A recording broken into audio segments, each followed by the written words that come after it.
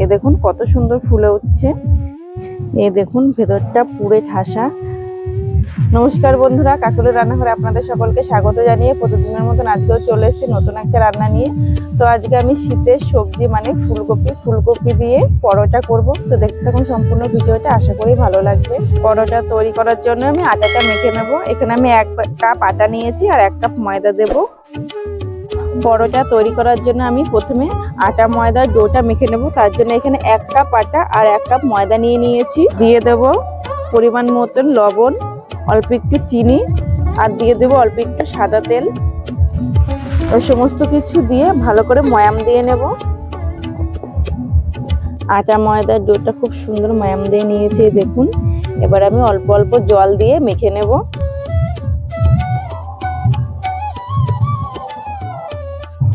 পরোটার জন্য ডোটা মেখে নিয়েছি, এই দেখুন নরম করে মেখে নিয়েছি। এই পরোটার আটার ডোটা কিন্তু একটু নরম করে মাখতে হবে। বেশি শক্ত করে মাখলে বেলার সময় অনেক সময় পুর বেরিয়ে যেতে পারে, তাই জন্য খুব নরম করে আটার ডোটা মেখে নিতে হবে। মাখা হয়ে গেছে, এবার রেখে দেবো 10 মিনিট।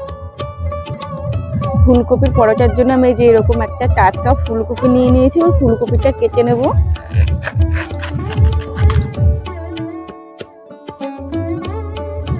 এরকম করে ফুলকপিগুলো কেটে নেব।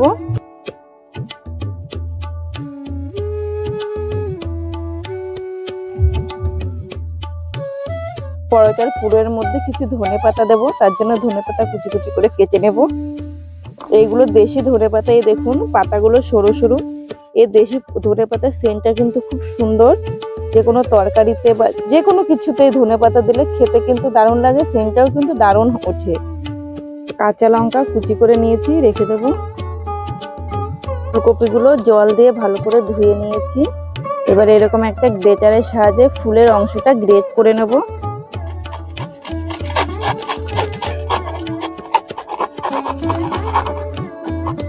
এই ডান্টির অংশটা আমি ব্যবহার করব না, ফেলে দেব। ফুলকপিগুলো একদম মিহি করে গ্রেট করে নিয়েছি, দেখুন। আমি কিন্তু একদম সরু অংশ দিয়ে গ্রেট করেছি। মোটা অংশ দিয়ে গ্রেট করলে ফুলকপিগুলো মোটা মোটা হয়ে গ্রেট হতো, পুরটা অত সুন্দর তৈরি হতো না। ফুলকপির পরোটার জন্য এবার ফুলকপির পুরটা রেডি করে নেব। তার জন্য উনুন ধরিয়ে দিয়েছি, এবার কড়াই চাপিয়ে দেব। কড়াই গরম হয়ে গেছে, কড়াইতে দিয়ে দেব সাদা তেল। আমি আজকে পুরটা সাদা তেলে তৈরি করছি, আপনারা চাইলে সর্ষের তেলেও করতে পারেন। তেল গরম হয়ে গেছে, এবার গ্রেট করে রাখা ফুলকপি দিয়ে দেব।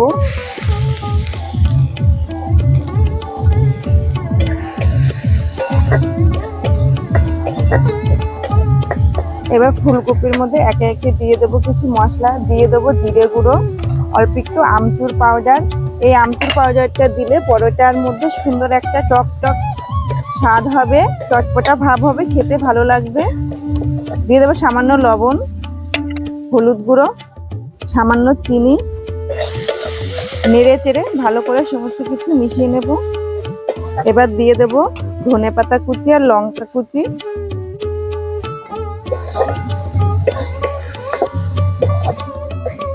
এই শীতের সময় এই ফুলকপি পরোটা বলুন আর যে কিছু বলুন, তার মধ্যে যদি একটু ধনেপাতা দেওয়া হয়, পুরটা খুব সুন্দর সেন্ট হয়, খেতে ভালো লাগে। ফুলকপির পুর রেডি হয়ে গেছে, নামিয়ে নেব।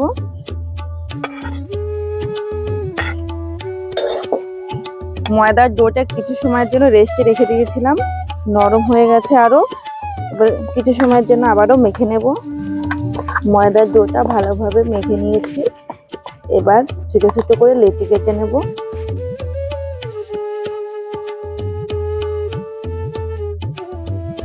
ছোট ছোট করে 4টে লেচি কেটে নিয়েছি।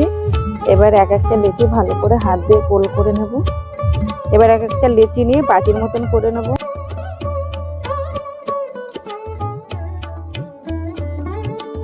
এবারে বাটির মধ্যে পুর দিয়ে দেব।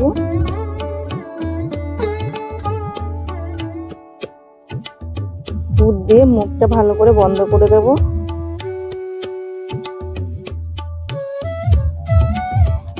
পুর দিয়ে ভালো করে মুখটা বন্ধ করে দেব।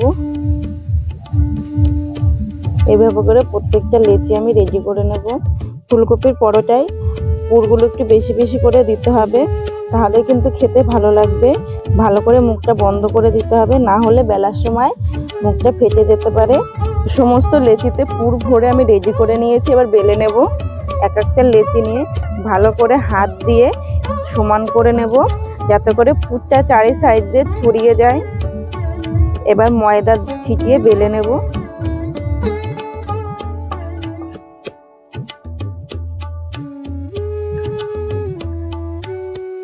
পরোটাগুলো বেলে নেব এরকম করে, খুব বেশি পাতলা করে বেলবো না, একটু মোটা করে বেলবো। এরকম মোটা করে বেলে নেব। প্রথমে আমি সবগুলো পরোটা বেলে নেব।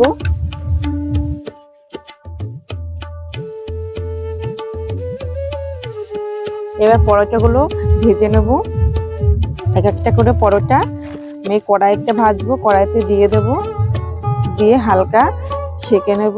দুপাশ প্রথমে হালকা সেঁকে নেব। দুপাশ হালকা সেঁকে নিয়েছি, এবার তেল দিয়ে ভেজে নেব।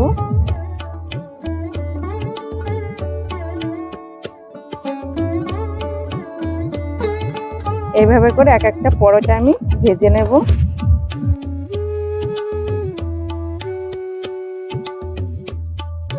দেখুন প্রত্যেকটা পরোটা এইরকম ফুলছে, আর আমি পরোটাগুলো একটু লাল লাল করে ভেজে নিচ্ছি। এ দেখুন কত সুন্দর ফুলে উঠছে। এভাবে করে লাল লাল করে ভেজে আমি নামিয়ে নেব।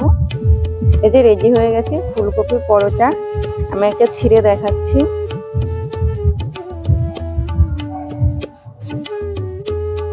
এই দেখুন ভেতরটা পুরে ঠাসা, চারি সাইডে পুর ছড়িয়ে আছে। পরোটাটা কিন্তু খুব নরম হয়েছে। এই দেখুন